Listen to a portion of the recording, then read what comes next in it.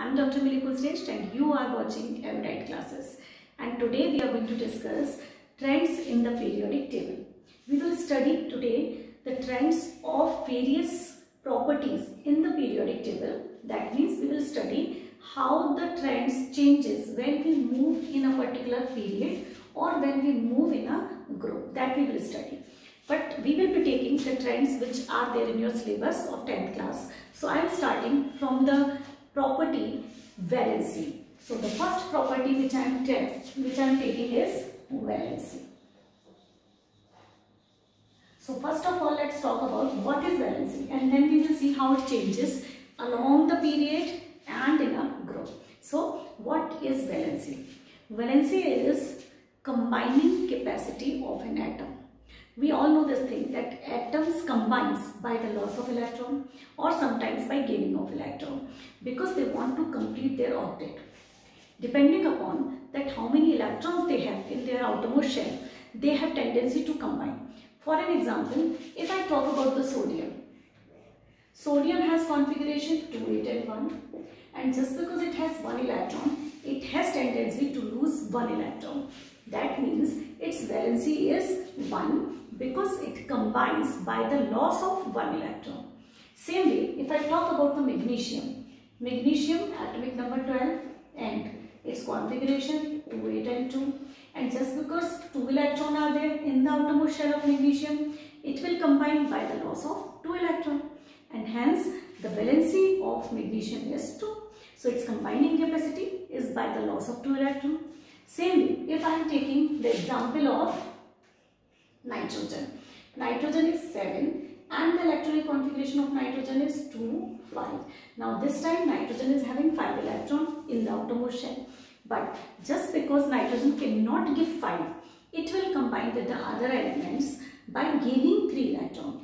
And this way, the tendency of this nitrogen is to gain. But it combines by the gaining of 3 electrons. So 3 is the valency of nitrogen. So because it gains 3 electrons, it combines by gaining 3 electrons. The combining capacity of the nitrogen is 3. So its valency is 3. Same way, if I talk about this carbon, carbon has 6 atomic number and the configuration is 2, 4. Just because carbon neither lose or gain, but it combines with 4 elements now, so its combining capacity is 4. So this way we can see the outermost shell electrons decide the valency of an atom. The very important thing is here that we are not talking about the charges. Valency is the term which does not include charges. When we talk about the charges, we talk about plus and minus, but here we are talking about the combining capacity, either by losing or by gaining, doesn't matter.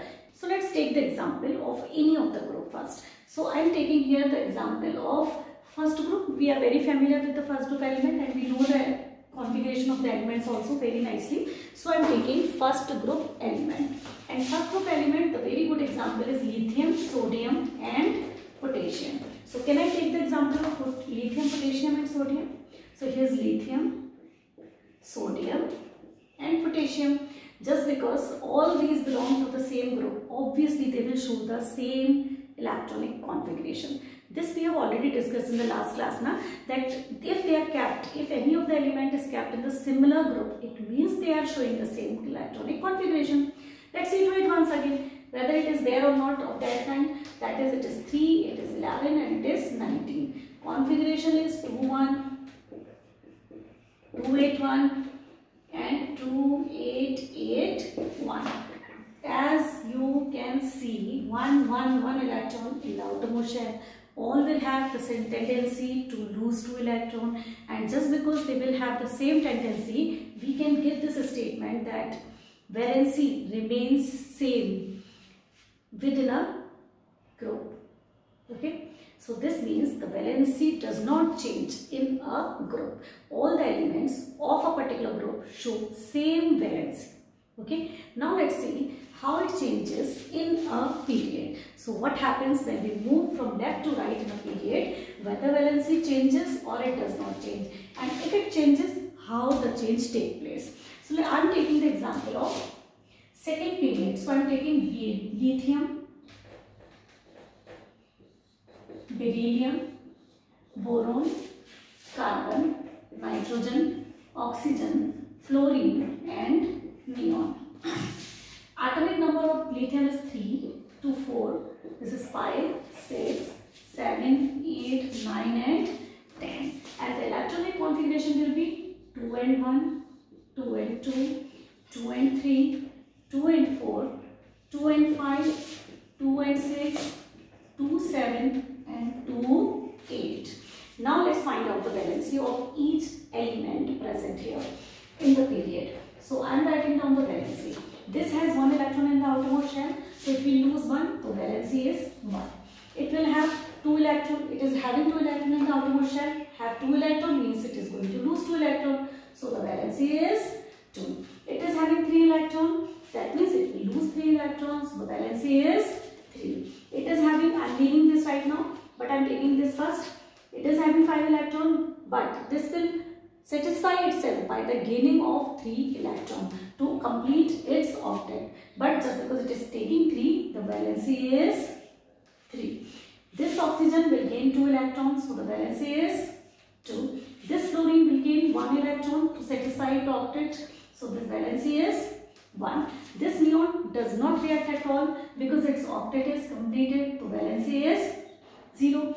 This carbon combines with the 4 other elements by making 4 bonds using the sharing type of bond. So this is going to show the valency 4. So this way you can see here there is a trend. Up to the middle it increases and then it decreases up to 0. So the general trend in the valency is when we move in a period, the valency first increases up to 4 and then it decreases up to 0. This is the general trend of the valencies in the period. Fine. But in the group, valency does not change. The reason behind that valency depends on the outermost shell configuration of an element. Is it okay? Now let us talk about the next trend, and that is atomic radius. So let's see how the atomic radius changes in the group and in the period. Now let us first understand what is atomic radius. So I am taking here an isolated atom. Isolated atom means it is not combined to form a molecule so that it is connected with anything else. Okay, now this is an isolated atom, means separated atom. This is the center of the nucleus, and just because we are considering this atom as a sphere, the radius of this sphere, that is from the center to the outermost shell.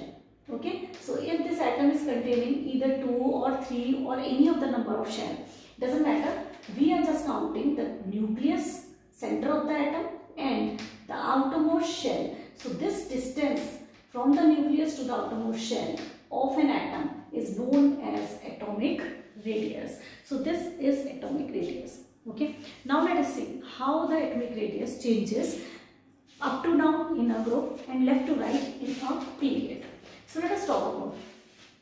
If I see up to down, so as I told you, first period means there is 1 shell in an atom. Second period means there is 2 shell in the atom. Third period means 3 shell, and the number of shell increases when we move up to down. So obviously, if there is 1 shell in the atom, it is smaller. If I add 1 more shell to the atom, this is 1 and this is 2, the size increases. If I am adding more shells to it, that is, this is 1, 2 and 3, the size will obviously increase because of addition of an extra shell at every period, in the starting of every period. So when we move up to down, because of the addition of an shell, the size of the atom increases up to down. So in the group, when we move up to down, the size of an atom increasing. But when we move left to right in a period, what will happen? That is important to see here. That is, if I am taking an atom, suppose there is beryllium, okay, and then I am taking the example of boron, and then it is carbon, nitrogen and oxygen. Now let us consider the nuclear charge. Nuclear charge means I am increasing the number of electrons as well as the number of protons are also increasing inside the nucleus. For an example, if the configuration of lithium is 2-1, it means there is 1 electron in the outermost shell, but there is 3 proton in the nucleus. So what is the nucleus charge in the lithium, in the nucleus of the lithium? Plus 3. Now let us talk about the barium. The configuration of barium is 2-2. How many protons are there in the center of the nucleus? That is 4 plus. Now let's talk about the boron. That is, the configuration is 2-3, but how much positive charge is there inside the nucleus? Plus 5. Here the configuration is 2-4, but how much charge is there? 6 plus. 6 protons are there.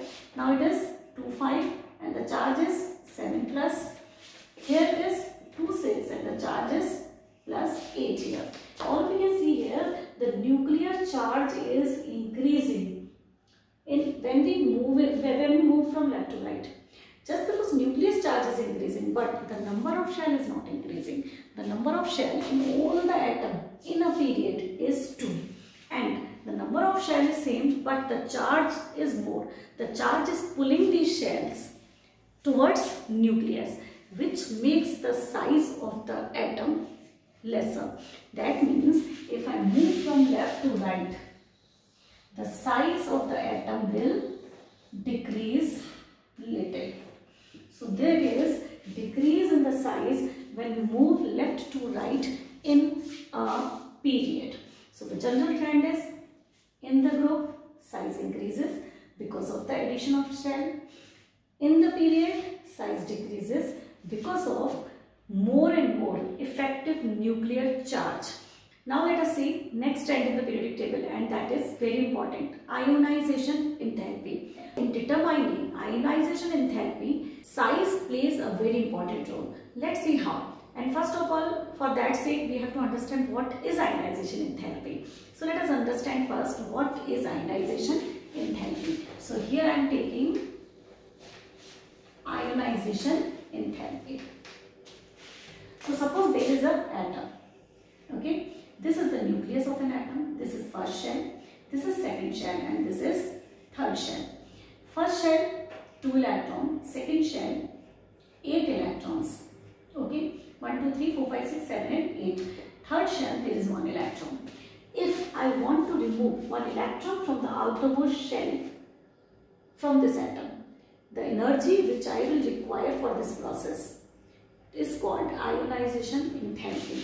So this I am going to remove, and there is energy which I will provide to this atom so that outermost shell electron will gain the energy and will come out from this atom to make it a positive ion. Okay, so what is ionization enthalpy? The energy required to remove an electron from the isolated gaseous atom. This energy required is called ionization enthalpy.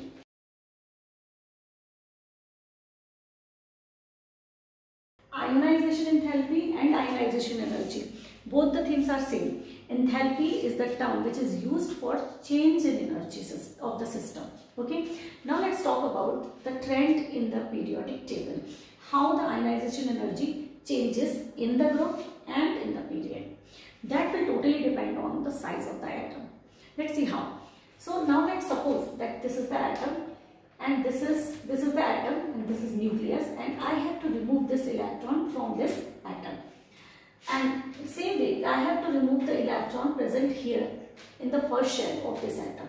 So there are two cases. In first case, I want to remove this electron from this atom, and in second case, I want to remove 1 electron from this atom. Okay. In these two cases, there is a difference in both the cases. What is the difference? That in this particular atom, you can see the nucleus, which is actually holding the outermost shell, any of the shell. This is deep inside, and it does not exert a lot of force to pull this outermost shell electron, because this is very far from the outermost shell. In the same way, if I observe this atom, I can see that the nucleus is very close to the shell from which I am going to remove the electron. So obviously you can understand this concept that the the nucleus which is holding this electron is very close, so it is not going to allow me to remove this electron.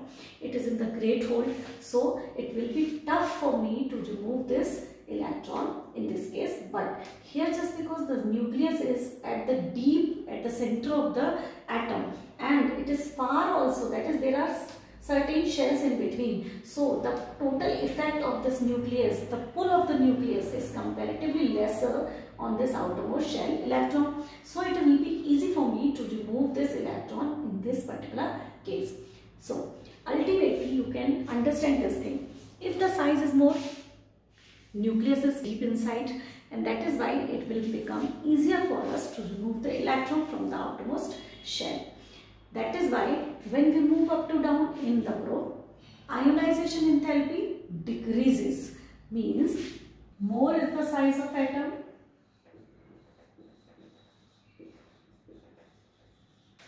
less is ionization enthalpy.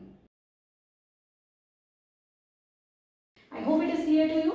In the same way, if I move in a period, what I have already observed, that the size of the atom was decreasing this way. So if I am taking the example of these particular atoms of the second period I was drawing now, so this is smaller and this is bigger.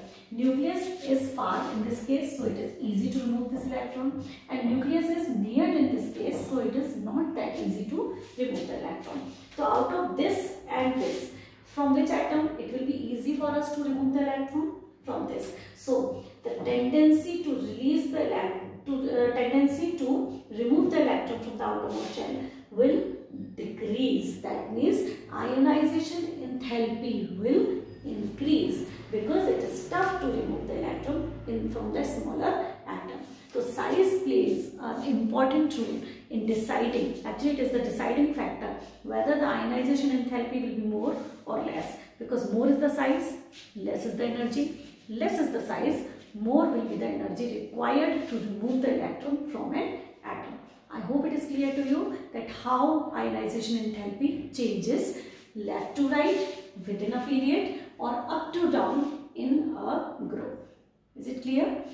Now let us talk about the metallic character and non-metallic character and the trend of these characters in the periodic table, that how they changes from left to right or from up to down. First of all, we must just understand what is metallic character. Metallic character means the tendency of any element to lose the electron to form the positive ion. This metallic character is also known as electropositivity. What it is known as? Electropositivity.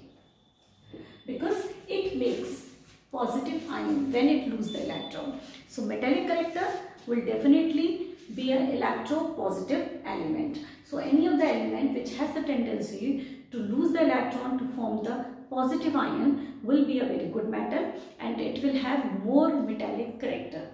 On the other hand side, the another opposite character is non-metallic character, and non-metallic means the tendency to gain the electron. More is the tendency to gain the electron, means more will be the non-metallic character. Okay, same way as the electropositivity was there in the metallic character, or electropositivity is the same thing. Same way, electronegativity or non-metallic character is the same thing. So if there is electropositivity in any element, it will show the metallic character. If there is electronegativity in any element, it will show the non-metallic character. Now, first of all, you have to understand here how this metallic character changes up to down, left to right. So it is all about the loss of electrons. So we have to talk about the ionization, that is whether they will lose the electron easily or not. So as we have already understood this thing, that the size increases up to down. Okay, if the size increases, it becomes easier for the atom at the downside to lose the electron. So if it is easy to lose the electron, electropositivity will be more. More is the electropositivity, means more will be the metallic character. It means what? It means that these atoms from the first group, you can see there, they are biggest in their particular period. Just because they are the biggest one, they have the maximum tendency to lose the electron in their particular groups. Okay, so her element इस particular period का अपने सब period में सबसे ज्यादा tendency रखता है to lose the electron. So among this periodic table, the most metallic element are present in the first group, and out of these first group, the lowest element, I am not taking the francium because francium is radioactive in nature, but the cesium is the most metallic element or most electropositive element in the periodic table. So this is most electropositive element in the periodic table. Just note it down. Just because the size increases this way, so it becomes easier from the cesium to remove the electron. So it is the most electronegative positive element. On the other hand side, if you start moving this way, electropositive character decreases. Out of these, this is the least electropositive. So if I start moving this way and I am reaching to the right hand side, the tendency, the size is decreasing, and this is the smallest one in this period. This is the smallest one, and just because it is the smallest one, this is most electronegative element, because electronegative element are those which have tendency to gain the electron. देना तो छोड़िए, they don't have tendency to lose. So the tendency of atom, the tendency of any element changes from left to right, from the metallic to the non-metallic, but up to down the tendency is changing, less metallic to more metallic. Cesium, the element which is most metallic in nature. Here we have fluorine, which is most non-metallic in nature. If we move up to down in a particular group, non-metallic character if we are talking about, so if this is the most electronegative, most electronegative. So if this is the most electronegative, the tendency decreases up to down. So the tendency of electronegativity, the electronegativity decreases up to down in a group, but electropositivity increases up to down in a group. Jabki on the left hand side, we are moving from left to right, tendency of gaining the electron increases. On the other hand side, tendency of losing the electron increasing up to down. So this way, the tendency of atom to lose or to gain changes up to down or left to right in a period. Okay. Same way, if you want to discuss the oxides, the type of oxides they form, left side and right side oxide. Obviously, we know that these are metals, so metallic oxides are basic in nature. These are non-metals, non-metal oxides are acidic in nature. So from the left to right, if we move basic oxide to acidic oxides, we are moving. So just because they make basic oxides and they make acidic oxide, so obviously the tendency is changing from basic oxide to acidic oxide. But just because these are metal and these are best metal, so the best metal will make most basic oxide.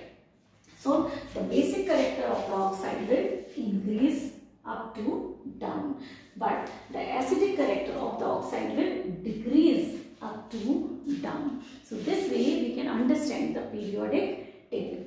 One is very simple and very important thing here is that in this periodic table there is one good thing, that if any trend is decreasing this way, obviously that trend will increase this way. So the trend changes in an opposite way. If any of the trend, that is, if I am taking the example of size, if size was increasing this way, so the size will definitely decrease this way. Opposite trend, up to down and left to right. If I take the ionization enthalpy, if ionization enthalpy was decreasing this way, it means it will increase this way. Same way, if the metallic character increasing this way, it means it will decrease this way. If the non-metallic character, this is the most non-metallic in nature, if the non-metallic character is increasing this way, it means the non-metallic character will decrease this way. So once you understand a single concept, how the changes are taking place left to right, yeah, up to down. So if once you understand what is the trend along a period, so you can always guess the trend along within a group. So this was all about the trends in the periodic table. I hope this video will be helpful for you to understand the trends in the periodic table and you can solve the questions. From this chapter, basically the question comes which are concept based question. So everyone should know this is the most non-metallic element, this is the most metallic element, and just because the best one is here, the upside is not that metallic, so the metallic character increases. If the best one electronegative is here, the best one is here, so obviously the electronegativity will decrease up to down. I hope this video will be helpful for you to solve the questions related with periodic table. If you like this video, please hit the like button, share it and subscribe my video. Thank you very much.